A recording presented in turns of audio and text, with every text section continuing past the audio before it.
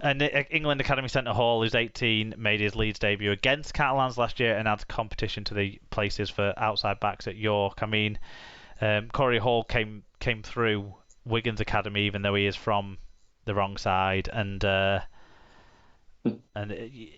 certainly talent there, lots of learning to do with that talent. But I think it's a good story that Corey Johnson's back, and Leeds have given him another chance, and hopefully he takes that chance.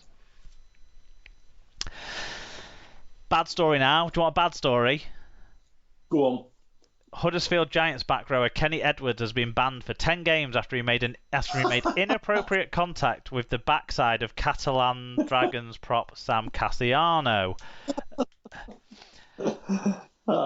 It couldn't have happened to anybody nicer. Not Cassiano, I mean Edwards. I like Cassiano. Edwards was found guilty of the incident, which happened in the Super League game on the 1st of July, and at an independent hearing tribunal. He will miss all but 3 of the Giants' remaining fixtures. Edwards was also fined £500. Grade F charges carry a minimum 8-game suspension period. Edwards' penalty was increased as the panel takes into account a player's previous disciplinary history, of which he has a murky and extensive one.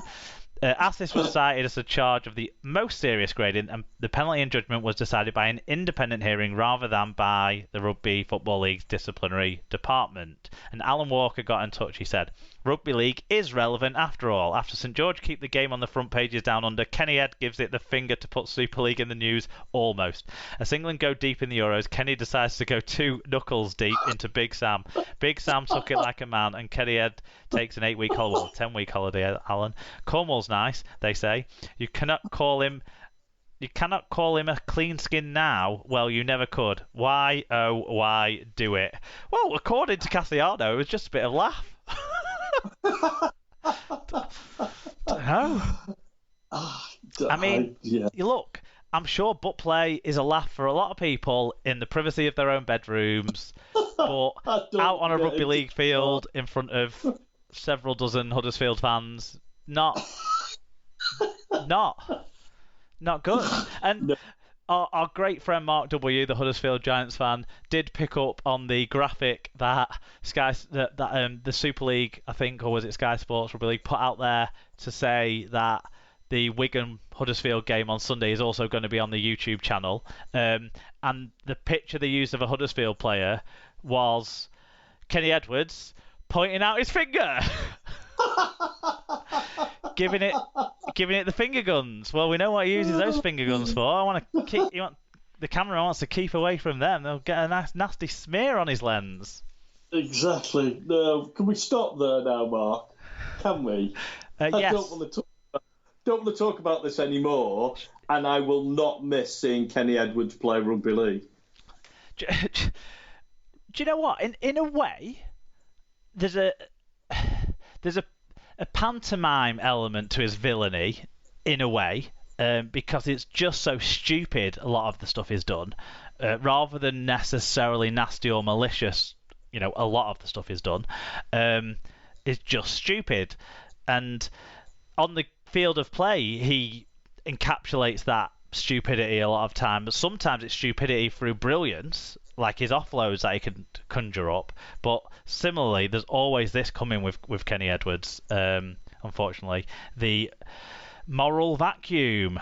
The moral, well named. Do you want to hear about some Rugby Football League flexibility?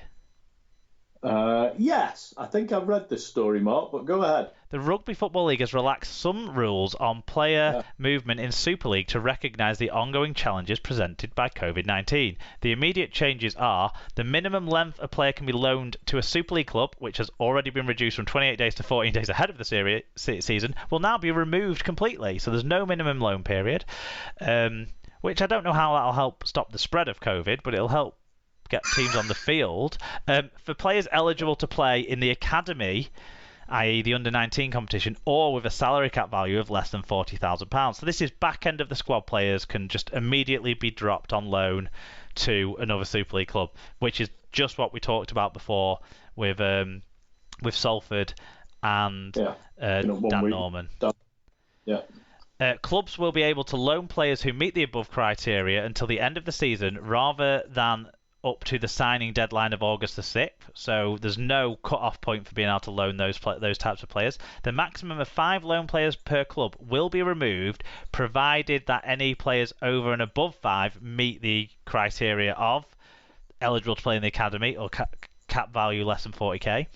To support clubs in promoting academy players in exceptional situations to seek to ensure matches are played, the minimum salary cap for a Super League player of £15,000 will be suspended the minimum salary for a Super League player of £15,000 will be suspended for the remainder of the 2021 season, although only until such players have made 4 senior appearances. So this last one is a bit because I think there is a problem with our lowest level payments to the players. I think that's one of the reasons why it's harder to attract and retain talented young sportsmen in our sport, is the low level of the minimum salary anyway, and now removing that isn't ideal. But what it might actually give is players who aren't fully integrated into the salary kind of system with clubs.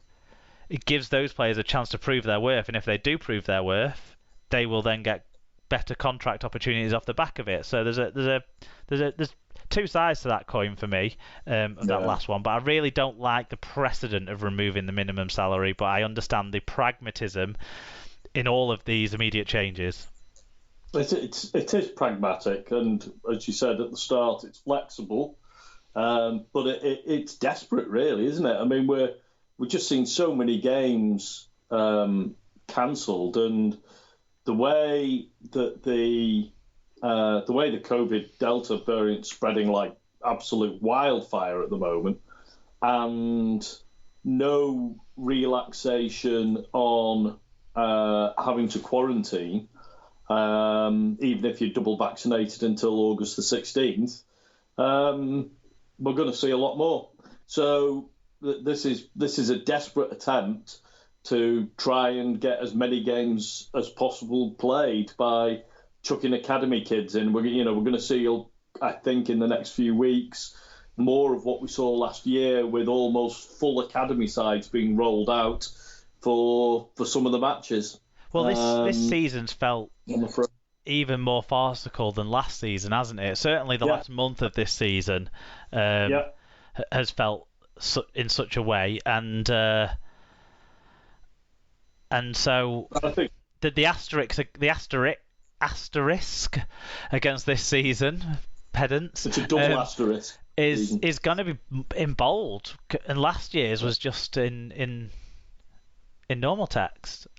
You know. I mean, there's nothing. It's not the rugby league's fault. I mean, we can't do as the Premier League did and put people, put whole squads in bubbles in hotels and COVID secure environments that essentially protect them from having COVID spread in the team. We can't afford to do that as a sport. Even where you can afford to do that, look at the England cricket situation. Well, yeah, exactly. They've been blown away, haven't they? The B team's playing a game today that I've completely not been interested in because I didn't watch it at all. But apparently they hammered Pakistan with Lancashire's Saqib Mahmood taking 4 for 42. When I say Lancashire's, he's playing for some other bloody 100 thing down south. Yeah. Don't get that. Yeah. But anyway, England knocks them off after fit 21 overs, so easy win for the B team. But in other sports where they have, at the elitist level of another sport, so cricket at England level has a lot more money, resources, than rugby league as a sport has, and even that's been hit. So it is hitting everywhere, like you say. I still think probably clubs and players could and should be doing a little bit more to make sure we're not affected by these things. I mean, there has to be real precautions and sensible behaviours applying to the 2 games this weekend that involve Challenge Cup finalists, because we don't want the Challenge Cup final to be hampered by COVID in the same way that the Challenge Cup wheelchair final has been postponed. Although, swings and roundabouts on that, because it now might be able to get crowds in, but of course those crowds will all spread COVID amongst themselves, because by then it's your own fucking fault if you get it. Nothing to do with our government, apparently. Apparently not. I tweeted about this earlier in the week. If I was the rugby league, I would not have had Castleford and Saints playing this weekend, because I think there's a very strong risk that one of the teams is going to end up with some problem. I mean, it's absolutely rife out there at the moment, and it's extremely difficult to stop. Particularly now we've got crowds back and so on as well. Very difficult to stop this thing spreading and getting into teams. Certainly, these players need to be fully aware of, distancing from the spectators around the ground, before and after the game, and keeping themselves to their own as much as they can, isolated bubbles or what have you. And also, we probably need to bring back a more stricter testing regime. Yeah. We should have done it as soon as there was games being suspended. We should have brought back in a more regimented testing regime, beyond just the lateral flow testing that is easily manipulated. Toss of a bloody coin with a lateral flow test. So, I mean... if you do them properly, the results are reliable, but it's quite easy to not do them properly when it's all done by yourself. They're not really, Mark. They still catch about only 50% of positive cases. So it's still not hugely reliable as a test. In fact, in the US, they've told everyone to put the lateral flow test in the bin. So they're not hugely reliable. The PCRs are reliable, the lateral flow tests. No, but this is what I mean. Lateral flow tests can be used as a good indicator, but they're not. They're not as robust, and we should have gone back to a more robust testing regime. We should. As it started to impact things, and certainly around these clubs that are involved in the games this week that immediately precede the Wembley games. Yeah, I think there is a. Hopefully everything will absolutely be all right. But would I be staggered whilst on my holiday in Norfolk this week to hear that I wouldn't be getting the train from Great Yarmouth to London because the game had been called off because everyone's got bloody COVID? No, I wouldn't be staggered, to be honest. So, well, the situation around the women's final is staggering. If the rumours of a player having tested positive before the match are any way true, then that's just an absolute shocker. There we go. Let's hope that's not going to happen with. Let's hope that. I know that people will be not wanting to miss out on things, rugby players or just general public. But guys, there's still a need to be safe for yourselves, for each other, because our government aren't helping us anymore. There we go. Right, let's move into the Championship. I was going to say something more positive, but it's not, is it? It's there's some grey clouds over some clubs in the Championship, and the first one of those is Oldham. But there's two news stories. Why don't you do them both together, and then we'll talk about them together? I'll do. Championship side Oldham parted company with head coach Matt Diskin following their recent 4-18 loss to Dewsbury Rams. The loss marked the 7th consecutive loss in the Betfred Championship and the 9th in the club's last 10 league outings. And staying with Oldham, they've confirmed that Super League's most successful head coach of all time, Brian McDermott, has joined the club as coaching consultant until the end of the season, whatever that means. McDermott's first game in his new role at Oldham will see the Ruffians go up against Bradford Bulls, for whom McDermott spent his entire playing career. I'm not sure what coaching consultant means, Mark.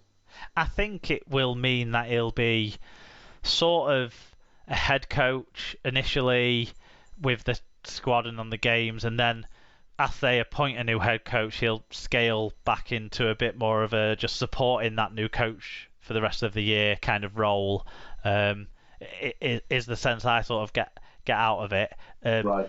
So maybe there'll be initially match day activities, and then it'll scale back to just being support as and when needed. But they wanted to obviously make a big signing, and it's a surprise one. It's good to have him back in the club game, though, isn't it? Yeah, absolutely. He certainly won everything that you've had to win, really, haven't we? So, and he's got a huge amount of experience and a deep love of the game, hasn't he? He's a proper rugby league man.